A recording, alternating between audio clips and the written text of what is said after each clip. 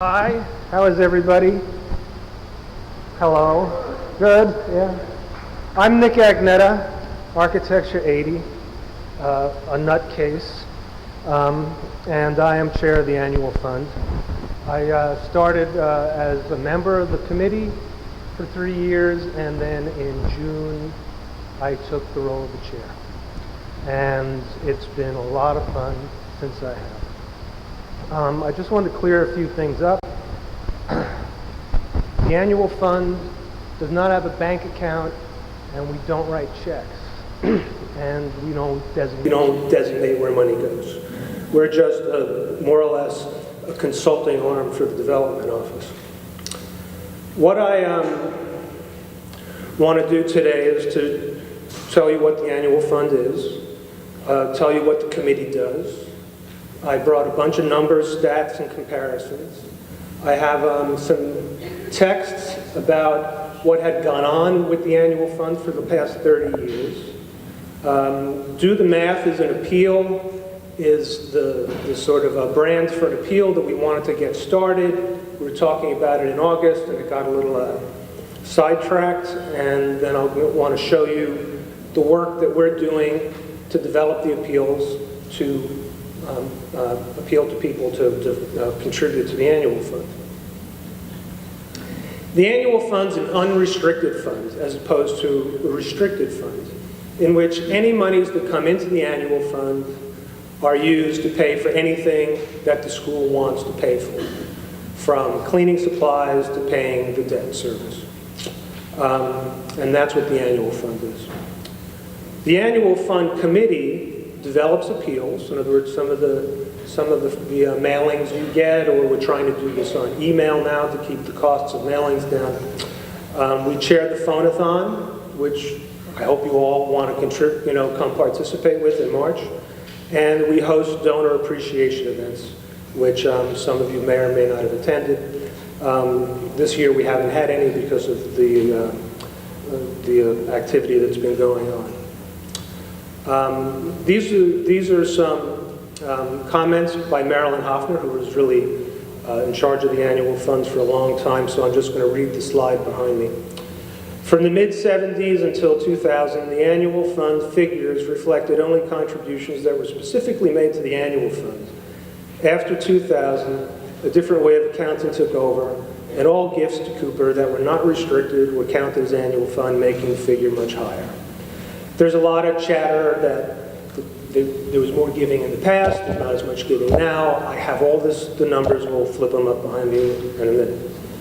Until 2000, it was felt by the business office and administration that large gifts artificially inflated the annual fund. We wanted to see what the alumni and the parents gave to Cooper. We also did not include gifts from the few alumni trustees. They counted as trustee giving, and I have those numbers. During that period, we were one of 8 schools cited by CASE for the high level of alumni giving to colleges. I believe we were between 35 and 40%. After 2000, we stopped creative fundraising mailings and resorted to simply letters, and the rate of giving went down and stayed flat. When anyone compares the annual fund pre-2000 and after, we're really comparing apples to oranges and covering up the fact that the annual fund has stayed flat for 12 years. So these are the numbers. These are the charts. When we start our meetings, we look at a piece of paper like this. I got a little closer so that you could all see the numbers, okay? If you just want to look at them for a minute, that's what we usually do. We look at the numbers. You can see, we can talk about this for a while, but most of the volume of the money comes from the top percentage of people who donate. There's half the people on the bottom line, $0 to $249. There's about half the people, it's about $100,000. And this was from June of 11 when we looked at these numbers. You can see where the trustee giving is, where parents are, where students are, other individuals, matching gifts. Government, I think, is part of restricted giving. Corporations are small and other organizations. These are the numbers for the phone-a-thon. That actually the phone-a-thon numbers have been going up. There's this notion that because people have caller ID, they see the call coming into them and they don't pick up the phone, but it is counterintuitive. We're getting higher numbers during phone-a-thon, which is in March, right around St. Patrick's Day. Here are the numbers for annual giving by alumni and the participation rates. These are, for me, very telling numbers. It does show that column 1, 2, 3, 4, the number of donors has gone down about 900 over the past 9 years, and the participation rate is continually declining.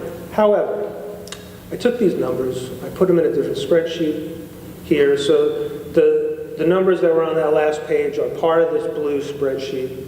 And I did some math.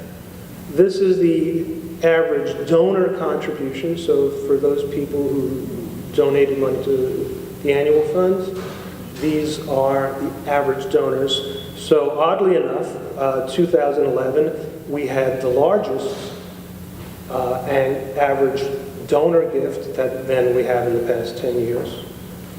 But when you averaged it into all alumni, it was the lowest, or one of the lowest. I just threw the unemployment rate next to that because the economy does have a big effect on people's ability to give. I added in the totals, which are everybody other than the alumni on this list, and that number's stayed in the 2 million range. It was in the higher 2s at the beginning of the century than now. And just for comparison, this is Apple's capitalization in billions. They're doing really good. All right, right? So what's the goal? The goal is to create a financially stable Cooper Union. This is not rocket science. Short term is to get the endowment drawdown to net zero. That's the cash portion of the endowment. Long term is to build the cash portion of the endowment to $400 million and to stabilize expenses. And if we can do this, we can get we can keep the institution tuition free, sustained for a very long time. This is pretty much the goal. So here's one of the slides we wanted to send out. This is called Do the Math. This is shows numbers from 2009. They came right off the, the 990 charts. So the only place I think the annual fund really can make a difference is with the adding monies to getting the endowment drawdown to net zero. And, I say $1 contributed to the annual fund is $1 that stays in the endowment. It's very, very important that money does not need to come out of the endowment, the cash portion of the endowment, to pay the deficit. Okay, so what are we going to do? Based on that last slide of 2009, for those numbers, the deficit was $18.2 million. Question: can annual fund alumni participation be increased to 25% the current deficit using the 2009 numbers, which is $4.5 million? The development office calls me a nutcase because I say this all the time. Do the math, I say. Just do the math. Well, if you do the math, and you took, just as a round number, 12,000 alumni, if everybody contributed $1 a day, it adds up to $4,380,000. It's a staggering concept. And what I keep telling them is, I want to make this a reality. So this is a slide that we developed. We want to email it. We call these e-postcards. We want to start sending blasts of this infographics to people to make everybody realize that in very small ways, it all adds up to a lot of money. Now that is a quarter, more or less, a quarter of the $18.6 million that I was talking about earlier. Now why are we only getting about 1.5? because some of the Cooper Union alumni give some of the time, some alumni give all the time, so why can't all the alumni give all the time? This is the question. Why? Because we don't know where everybody is. When I started doing this, I spoke about, with email, we have great penetration, we can get to people, people like information, we want the Cooper community likes to know what's going on, we want data. We are data people, we want raw information, we love to process it. So this card is going to go out. It's intended to, when I found out we only have emails for 6,000 of the 12,000, I really freaked out. So we created this email so that people can get it, they can move it around, and they can click on it, and hopefully we can get this database revived. This card was supposed to have gone out. Okay. Has anybody gotten this card in this room by email? No one got this card. Okay, good. Because I was told that this card was delivered by email and there was a flurry of activity in it, but if no one in here has received it, or there were a few variations or one like it, now I know that this is really, really important.